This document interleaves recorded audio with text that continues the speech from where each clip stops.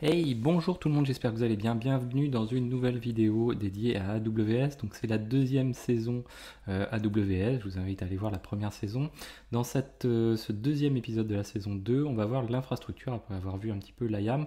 Le but étant de comprendre un petit peu comment AWS fonctionne entre les régions, les availability zones, les principes de base un petit peu de la construction au niveau mondial d'AWS.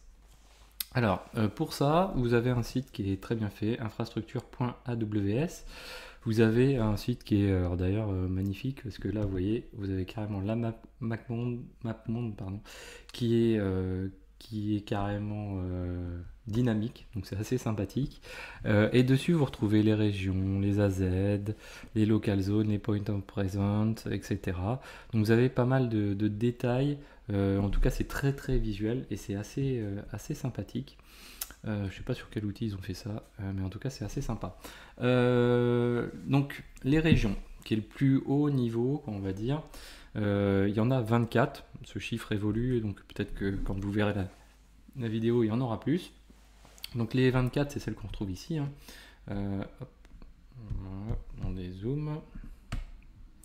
Donc, ici, par exemple, on retrouve Paris, London, Ireland, Spain, Milan, etc., etc. Alors, vous voyez que mince, voilà. Vous voyez que finalement, il n'y en a pas partout dans le monde, hein. C'est bon, voilà, ça a été bien sûr déployé de manière un petit peu économique, stratégique, ce qui est assez logique. On voit les relations entre les différentes régions par des câbles, hein, tout simplement, donc de fibres. Euh, le principe, c'est très simple, hein. Chaque région assure sa propre redondance à l'intérieur grâce au principe d'availability zone, donc les fameuses AZ, qui sont, on va dire, l'échelon dont on entend un peu le plus parler. Les plus grosses sociétés qui ont besoin de redondance au niveau mondial, elles assurent leur redondance grâce à de multiples zones, multiples pardon, régions, on ne va pas mélanger les termes. Et dans chaque région, bien sûr, on retrouve ces fameux découpages en AZ. Les régions, bien sûr, sont construites de multiples data centers. Elles sont interconnectées entre elles, donc ce qu'on voit ici, hein, les liens, c'est par des liens 100 gigabits. Donc c'est voilà, le débit est assez significatif, hein, c'est assez logique pour pouvoir permettre des transferts ou des communications d'informations, de paquets entre les différentes régions en toute fluidité, quoi, sans grande attente. Le choix d'une région, alors comment il se fait, pourquoi ce niveau région en fait, plutôt que pourquoi on a les AZ et pourquoi on a les régions. Les AZ, eux, ont plutôt une vocation de disponibilité, on vient de le dire. Les régions, eux, ont surtout aussi une vocation plutôt, on va dire, administrative en termes de gestion des services AWS. Donc le choix d'une région, elle se fait par rapport à la distance du consommateur, donc on le voit sur la carte, hein. L'idée c'est, on va essayer de se placer à proximité de la personne qui va venir requêter nos serveurs, de manière à pouvoir lui servir l'information le plus vite possible et pas aller la chercher à l'autre bout de la planète pour pouvoir le faire. Néanmoins, chaque région ne dispose pas des mêmes services, donc entre Paris, je sais pas, la Californie, etc. Il n'y a pas les mêmes services de disponibles au niveau de chaque région. Alors l'objectif d'AWS est de fournir quelque chose d'homogène, hein, le maximum pour tout le monde, mais c'est pas toujours possible, en tout cas pas dans les mêmes délais non plus. Donc l'idée c'est, voilà, vous avez une liste de services par région. Si vous regardez sur Google, vous retrouverez facilement, si vous tapez AWS région, les listes des services, vous retrouvez facilement les choses. Le coût également diffère. Donc vous ne payerez pas le même coût d'instance EC2, que ce soit à Paris ou en Oregon, et vice-versa.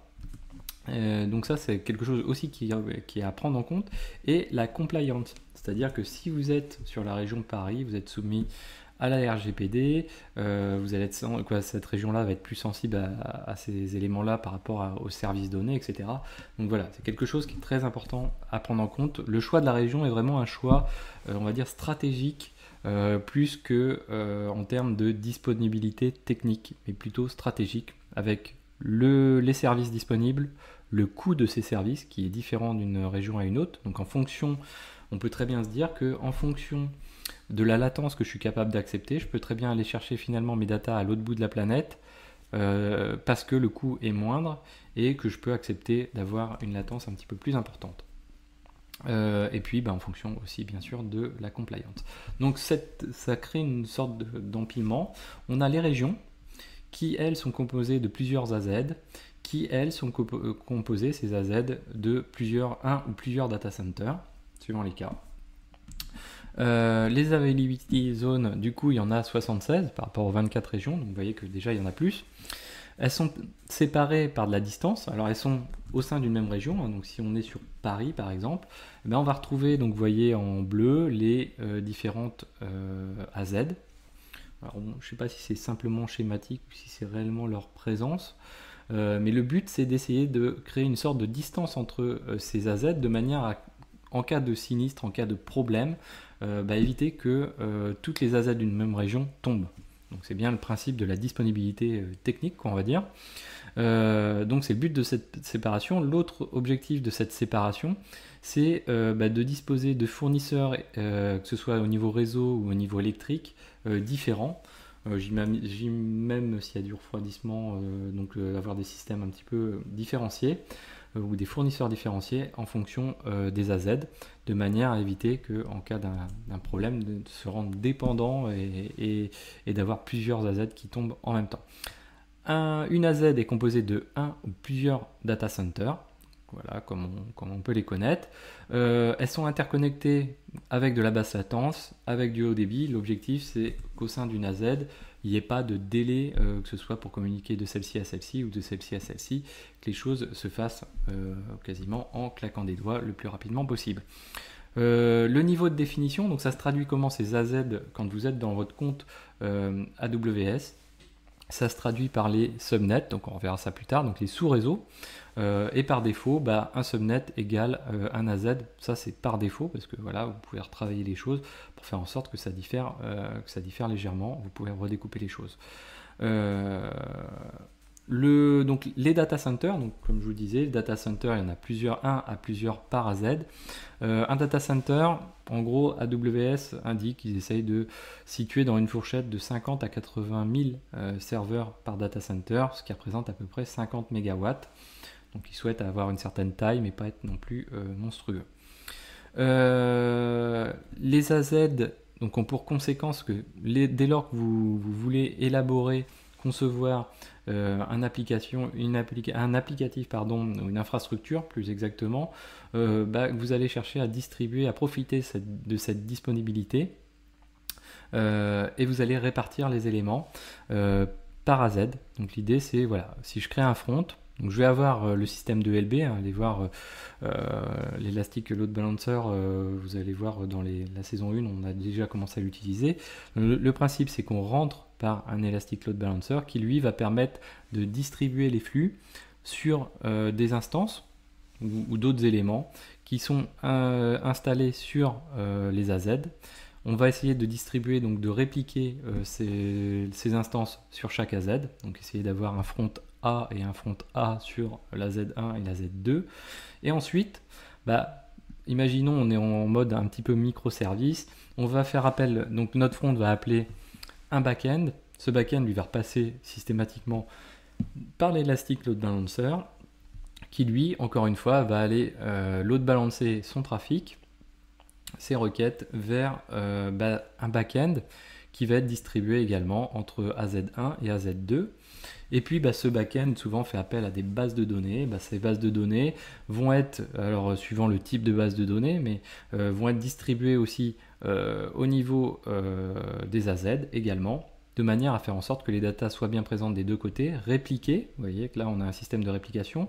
Là on a un principe de master-slave, donc le master pour l'instant est sur AZ1, mais si AZ1 perd son master, à ce moment-là ça switch sur AZ2 et le back-end lui va automatiquement aller taper sur la base de données de AZ2. Donc ça c'est le principe. Après, suivant le type de base de données, ça peut être plus distribué que master-slave, ce qui est encore plus intéressant. Autre élément dont on n'a pas beaucoup parlé dans le le schéma qu'on retrouve ici, c'est les POPs, les Point of Presence. Donc là, le principe, c'est assez simple, des Point of Presence. Alors, je pense que c'est comme ça que AWS, en tout cas, l'a pensé, mais ce qui est en soi assez logique. Donc, on a des régions qui sont vraiment, on va dire, géographiquement sur des zones assez précises, pas toujours le plus proche du consommateur, ou en tout cas, l'idée, c'est d'essayer de couvrir une zone un peu plus large. Pour ça, AWS utilise donc ces POPs, ces Point of Presence. Ces Point of Presence vont permettre notamment d'être présents pour les services frontaux le plus près possible des clients. Donc là, on les retrouve en rose. Il y en a plus que des AZ, hein, les Point of Presence. On va les retrouver ici. Voilà, on en a plus. Vous voyez que c'est étalé, hein. Ici on en retrouve même là où il n'y a pas vraiment de commandes AZ et de régions définies. Et le principe, c'est de permettre d'avoir des services frontaux à AWS dans ces zones-là pour essayer de réduire encore la latence pour ces zones qui ne sont pas forcément couvertes. Ça, donc, c'est plutôt spécifique à des services plutôt frontaux, donc comme CloudFront par exemple ou Lambda Edge. Donc l'objectif, réduction de la latence, notamment pour la partie CDN, donc CloudFront, qui sert plutôt des éléments statiques à base de cache, ces choses-là, donc où on a besoin vraiment de performance. Et voilà, donc les POPs permettent ceci. Voilà, donc on a fait un rapide tour de l'infrastructure AWS. Voilà, donc quand on travaille, il faut bien avoir conscience qu'on travaille sur ça. L'élément essentiel étant la Z pour la partie haute disponibilité, pour la partie, on va dire, administrative, budgétaire, et pour la partie service à disposition, eh bien, à ce moment-là, on est plutôt sur la région. Ça, c'est quelque chose de très important à retenir. Voilà, donc j'espère que cette vidéo vous a plu. N'hésitez pas à la partager, à en parler autour de vous, à mettre des pouces bleus, à commenter aussi, à compléter ce que je viens de dire. Et je vous dis à très bientôt sur Xavki.